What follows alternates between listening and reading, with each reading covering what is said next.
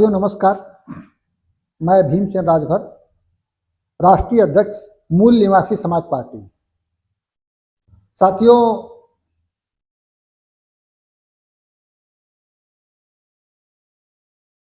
हमारी एक ही लड़ाई है कि राजभर समाज के जो नौजवान हैं, युवा हैं,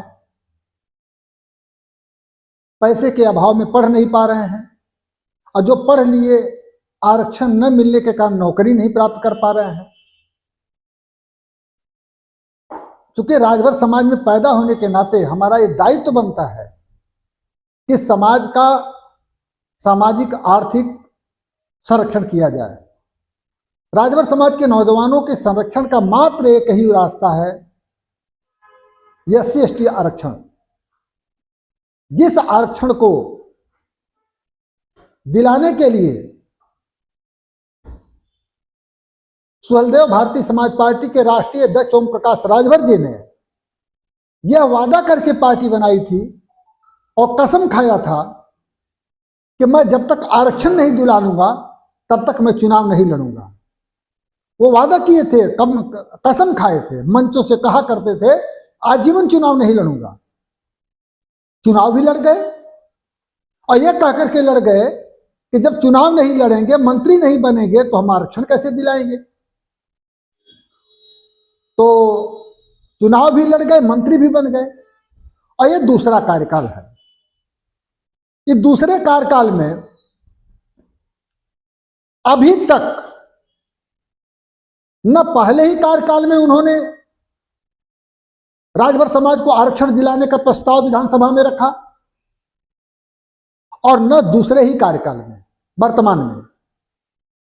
आज विधानसभा सत्र चल रहा है 19 तारीख 2025 से। इस शीतकालीन सत्र में ओम प्रकाश जी जो कहते हैं कि मेरे से बड़ा कोई गुंडा नहीं, मेरे से बड़ा कोई नेता नहीं, मैं किसी से डरता नहीं और मेरी इतनी पहुंच है, प्रधानमंत्री, गृह मंत्री, मुख्यमंत्री और तमाम बड़े बड़े लोगों से इनकी पहुंच है। ये पहुंच किस दिन काम आएगी? आज राजभर समाज का नौजवान दर दर भटक रहा है, आरक्षण के अभाव में नौकरी नहीं पा रहा है, पढ़ नहीं पा रहा है। तो आपकी ताकत का क्या मूल्यांकन?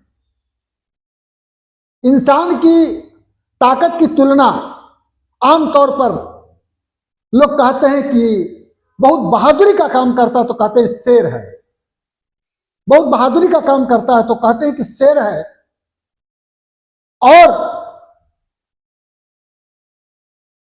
और कायरता का काम करता है तो कहते हैं कि सियार है।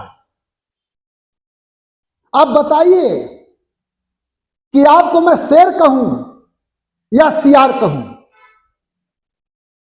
कौन सी उपाधि दूं? आरक्षण दिला लेते तो मैं आपको शेर समझता और शेर समझूंगा, लेकिन अभी तक जो आपका कार्य प्रणाली है वो तो शेर की नहीं दिख रही है, सियार की दिख रही है। मंत्री होकर के जितना बड़ा ताल आप ठोक रहे हैं, एक मामूली विधानसभा में प्रस्ताव नहीं पास करवा पा रहे हैं, प्रस्ताव रख भी नहीं रहे हैं। और सियार का काम तो उसी दिन आपने कर दिया जिस दिन राजा सुहलदेव के नाम के आगे राजभर लिखवा नहीं पाए और वहीं रह करके माननीय मुख्यमंत्री के मौजूदगी में राजभर शब्द नहीं लिखा गया और वहीं पर थे। यही शेर का काम है, यह शेर का काम नहीं है। शेर का काम किसने किया? हरिनारायण राजभर ने किया। वो शेर का काम किए, वो साबित किया कि मैं हरिनारायण राजभर हूं, मैं राजा सुहलदेव का वंशज हूं। उन्होंने राजा सुहलदेव की स्टैच्यू लगवाया, लखनऊ के नूर मंजिल तिराहे पर तो लिखवाया महाराजा सुहलदेव राजभर लिखवाया। आइए कि आप लिखते हैं ओम प्रकाश राजभर, राजा सुहलदेव के नाम पर पार्टी भी बनाए, राजा सुहलदेव के नाम पर कमाई भी खा रहे हैं। अरे आपने हद तो उसी दिन कर दिया जिस दिन कह दिए, पिक्चर बनवाए कि राजा सुहलदेव की आत्मा मेरे अंदर आ गई है।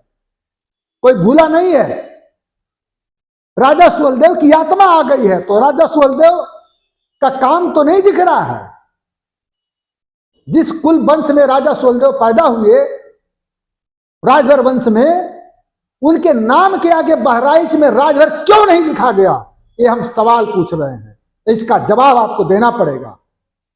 और गांव गांव में जाकर के इस बात को मैं बताऊंगा कि जिस इतिहास को हरिनारायण राजभर, माननीय संसद जी उस समय तत्कालीन मंत्री भी थे, जिस इतिहास को उन्होंने बनाने का काम किया, उस इतिहास को ओम प्रकाश राजभर जी आपने बिगाड़ने का काम किया। राजभर शब्द हटा करके महाराजा सुहेलदेव का अपमान किया और राजभर समाज का अपमान किया। आरक्षण नहीं दिला करके राजभर समाज के नौजवानों के साथ धोखा किए हैं, इसका आपको हिसाब देना पड़ेगा।